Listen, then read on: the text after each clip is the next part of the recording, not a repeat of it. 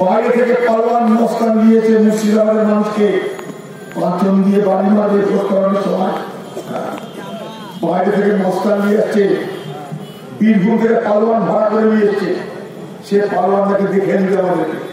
আমরা বলেছি আরে ভাই ওদের পালোয়ানের পিছনে পুলিশ আছে, তাই এই মেদিনীপুরের পালোয়ান দিল্লিতে আমার বাড়িতে 4 বার গেছিল।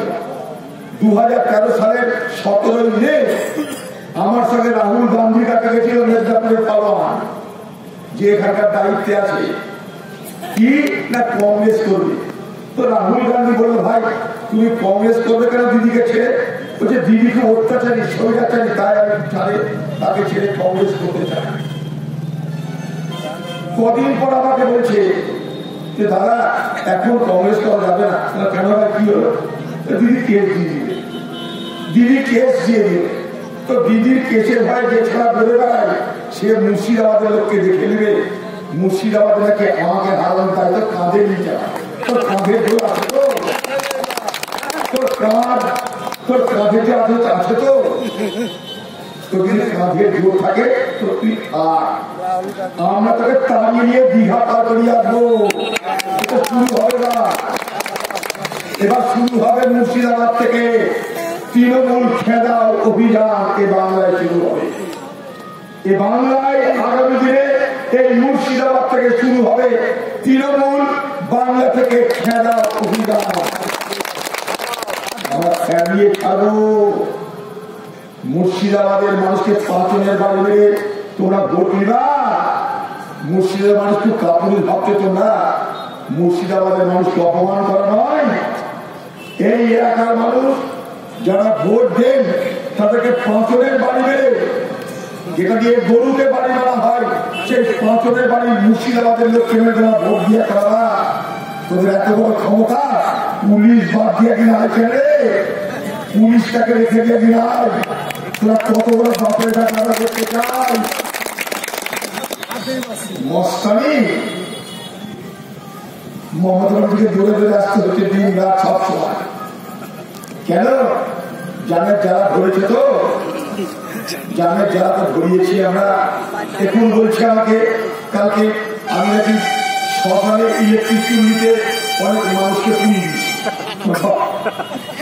আমি বললাম আমি কেউ শ্মশানের ইলেকট্রিক চুল্লিতে মরা পুরানোর অভিজ্ঞতা আমার জানা, আমি ডোমের কাজ করে নি করবি। শ্মশানে মরা পুরানোর কাজ আমি করে নিতে একটা কাজ আমি করছি, সেটা কি আমি কিভাবে কবর খুঁজছি, তার জন্য তৃণমূলের জন্য। মুর্শিদাবাদ জেলায় স্লোগান কি দিয়েছি আমরা? মুর্শিদাবাদে 3-3 তৃণমূলকে কবর দিন। সে কবর খুঁজি, সেই কবর খুঁজি 23 মে তোদের দফন করবো আমরা। রাজনীতি নেই কোন, অধীর চৌধুরীদের রাজনীতি কোথায়? আলোচনায় বস ক্ষমতা থাকে। দিল্লির পার্লামেন্টে চোর বলেছে তাই গায়ে জ্বালা কত বাপ, তো চোরকে কি সাধু বলতে হবে? চোরকে সাধু বলবো? চোরকে চোর না বলে কি তালিম বলতে হবে? তোরা তো চোর, টিভিতে দেখা যাচ্ছে তোরা মাল দিচ্ছি। এখানকার কোন তৃণমূলের নেতা চোর না আমাকে বলতো? তৃণমূল মানে তো লুট করা। তৃণমূলের কোন নেতাকে লুট করছে? দিল্লির পার্লামেন্ট আমি বললাম যে চিট ফান্ড কোম্পানি পশ্চিমবঙ্গে লক্ষ লক্ষ মানুষকে লুট করেছে। এই চিট ফান্ড কোম্পানির মালিকদের সঙ্গে তৃণমূল নেতাদের সম্পর্ক প্রমাণিত। সব থেকে বড় প্রমাণ যে চিট ফান্ড কোম্পানির তদন্তের জন্য আমরা সিবিআই সুপ্রিম কোর্টের নির্দেশে সিবিআই তদন্তের ব্যবস্থা করেছি। সেই সিবিআই যখন তদন্ত করতে চাইছে, সিবিআই যখন তৃণমূলের কে সাহায্য করার জন্য এক পুলিশ অফিসারকে জিজ্ঞাসাবাদ করতে চাইছে, তখন বাংলার মুখ্যমন্ত্রী মমতা ব্যানার্জি সে নবান্ন থেকে ছুটে এসছে সেই পুলিশ অফিসারের বাড়িতে, তাকে যেন কিছু না বলতে পারে। শুনেছেন এরকম কথা বলি যে মুখ্যমন্ত্রী দৌড়ছে পুলিশকে বাঁচাতে? কেন কেন আপনারা বলছে পুলিশ অফিসারের বিরুদ্ধে? তার কারণ একটা, অনেক কিছু ফাঁস হয়ে যাবে তাকে জিজ্ঞাসাবাদ। তাই আপনি চোরের সাক্ষী ঘাট কাটা।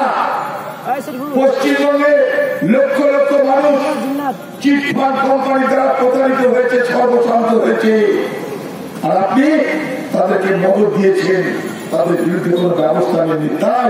তাই আপনি চোরের সরকার নেই, আর তাই আপনি চোরকে মদত দিয়েছেন, চোরকে মদত দিয়ে চোরের কাজ করেছেন। হ্যাঁ, বাংলার মুখ্যমন্ত্রী আপনার দল আর চোর চোরটা লুটেরাদের দলে রূপান্তরিত হয়েছে। মামাটি মানুষ নয়, চোর চোরটা লুটেরাদের দলের নাম আজকে বাংলা তৃণমূল কংগ্রেস। আপনি জ্ঞান দিতে আসবেন এখানটায়।